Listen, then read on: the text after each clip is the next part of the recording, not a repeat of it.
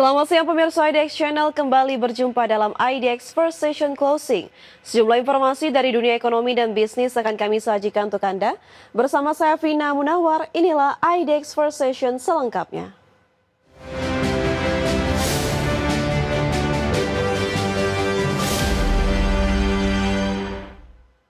Kita ke informasi pertama pemirsa, Presiden Prabowo Subianto telah melakukan pertemuan bilateral dengan Presiden Rusia Vladimir Putin di Istana Konstantinovsky, Saint Petersburg, Rusia.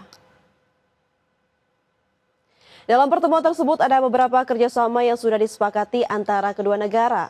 Kedua negara berminat untuk meningkatkan kerjasama di bidang teknologi canggih seperti penggunaan luar angkasa, smart city hingga kecerdasan buatan.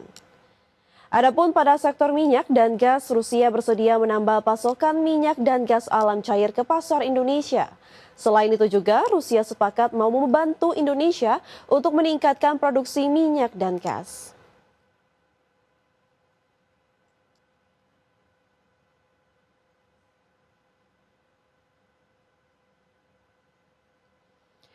Ya, pemerintah Indonesia menyatakan keprihatinannya atas sikap negara-negara anggota G7 yang mendukung Israel dalam melancarkan serangan militer terhadap Iran. Pemerintah Indonesia dipastikan tidak memihak pada aksi militer yang dapat memperburuk situasi global. Pemerintah Indonesia menyatakan keprihatinannya atas sikap negara-negara anggota G7 yang mendukung Israel dalam melancarkan serangan militer terhadap Iran. Pemerintah Indonesia dipastikan tetap konsisten berada di pihak perdamaian dan mendukung segala upaya diplomatik untuk meredakan ketegangan di Timur Tengah. Menteri Luar Negeri RI Sugiono menegaskan, Indonesia tidak memihak pada aksi militer yang dapat memperburuk situasi global. Menurut Sugiono, perang yang sudah dimulai sulit diprediksi ujungnya. Perang juga memberikan dampak besar yang harus ditanggung masyarakat sipil. Pemerintah Indonesia ya kita sama sekali tidak mengharapkan situasi ini karena serangan yang dilakukan ini juga justru akan memperburuk situasi. Kita tidak tahu kalau sudah begini nanti berhentinya di mana, ya kan? Ya makanya kita berharap ada kebijaksanaan sehingga ada langkah-langkah yang damai untuk bisa mengendurkan ketegangan dan suasana. Sebelumnya negara-negara anggota G7 yang terdiri dari Amerika Serikat, Inggris, Kanada, Perancis, Jerman, Italia, dan Jepang menyatakan dukungan terbuka terhadap hak Israel untuk membela diri, termasuk dalam meluncurkan serangan langsung ke wilayah Iran yang mereka nilai sebagai ancaman nuklir. Pernyataan ini memicu reaksi dari berbagai negara berkembang dan anggota gerakan non-blok termasuk Indonesia yang khawatir eskalasi lebih lanjut dapat mengancam stabilitas global dan membuka babak baru konflik internasional berskala luas. Jakarta, Tim Liputan IDX Channel. Bank Indonesia mewaspadai dampak ketegangan geopolitik global termasuk perang Israel dan Iran terhadap perekonomian dan pasar keuangan dunia. Deputi Gubernur BI Aida S. Budiman mengakui ketegangan perang Iran-Israel hingga kebijakan perdagangan proteksionis Amerika Serikat telah memberikan dampak pada pelemahan nilai tukar rupiah. Selain itu, gangguan rantai pasok global akibat geopolitik juga dapat mempengaruhi harga komoditas yang akan berpengaruh pada perekonomian nasional. Aida menekankan dalam konteks pasar keuangan, BI fokus menjaga kestabilan rupiah dengan aktif menjaga stabilitas rupiah di pasar. Dari negosiasi seperti kita ketahui, membaca dari media UK dan Qatar itu sudah selesai negosiasinya dan kemudian masih ada berbagai macam negara yang masih berlangsung termasuk dengan Indonesia. Nah dengan itu yang menjadi perhatian kami bagaimana kami melihat perkembangan ekonomi global. Sementara untuk geopolitik ini memang masih terus berkembang yang kita terus berhati-hati tentunya memperhatikan bagaimana dampaknya kepada supply disruption pasokan ya teman-teman, dan ini tentunya akan bisa mempengaruhi harga-harga komoditas itu yang menjadi. Ya pemirsa, Kementerian Perindustrian membuka opsi bakal mengajukan undang-undang kawasan industri di parlemen. Keberadaan undang-undang ini diharapkan bisa mendukung pertumbuhan atau pengembangan kawasan-kawasan industri di Indonesia. Kementerian Perindustrian membuka opsi bakal mengajukan undang-undang kawasan industri di parlemen. Terlebih saat ini Kemenperin belum memiliki banyak aturan sektoral seperti kementerian teknis lain.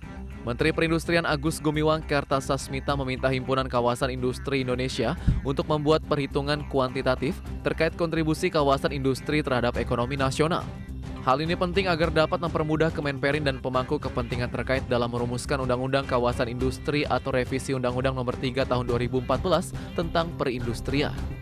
Kuantitas maupun harganya tidak sesuai dengan regulasi, dalam hal ini AGBT 7%, maka seharusnya AKI itu bisa diberikan fleksibilitas untuk mendatangkan gas dari sumber-sumber lain, termasuk mendatangkan gas dari luar. Dengan adanya regulasi yang komprehensif, ini diharapkan bisa mendukung pertumbuhan atau pengembangan kawasan-kawasan industri di Indonesia. Jakarta, Adi Firmansyah, IDX Channel. Daya saing Indonesia menurun tajam. Berdasarkan laporan World Competitiveness Ranking atau WCR 2025, tingkat daya saing Indonesia turun ke peringkat 40 dari total 69 negara dunia. Berdasarkan laporan yang diumumkan World Competitiveness Ranking atau WCR 2025 oleh IMD World Competitiveness Center atau WCC, tingkat daya saing Indonesia turun 13 peringkat, di mana tingkat daya saing Indonesia turun ke peringkat 40 dari total 69 negara dunia. Tercatat dalam 3 tahun terakhir, Indonesia berhasil terus memperbaiki posisi dari peringkat 44 di tahun 2022, naik ke peringkat 34 di tahun 2023, hingga akhirnya ada di posisi 27 pada tahun 2024. Sementara itu, 3 dari 5 negara Asia Tenggara dilaporkan daya saingnya juga turun peringkat. Thailand turun 5 peringkat dan Singapura turun 1 peringkat. Di sisi lain, posisi Malaysia berhasil naik 11 peringkat dan Filipina naik 1 peringkat. Kenaikan peringkat kedua negara ini didorong oleh kebijakan industri dan investasi digital yang strategis. Direktur World Competitive Center IMD Arturo Bris mengatakan, pasca pandemi Indonesia merupakan salah satu negara dengan performa daya saing terbaik dalam peringkat WCR yang naik 11 peringkat. Saat itu, daya saing Indonesia didongkrak dari nilai ekspor migas dan komoditi. Di sisi lain, berdasarkan World Competitiveness Ranking oleh IMD World Competitiveness Center, 66,1% eksekutif Indonesia menganggap kurangnya peluang ekonomi menjadi pendorong polarisasi. Artinya, masalah ekonomi mendasar seperti infrastruktur yang tidak memadai, ketimpangan struktural, angka pengangguran yang tinggi, minimnya penciptaan lapangan kerja baru, dan pembangunan yang tidak merata harus menjadi porsi perhatian yang besar. Jakarta, Tim Liputan IDX Channel.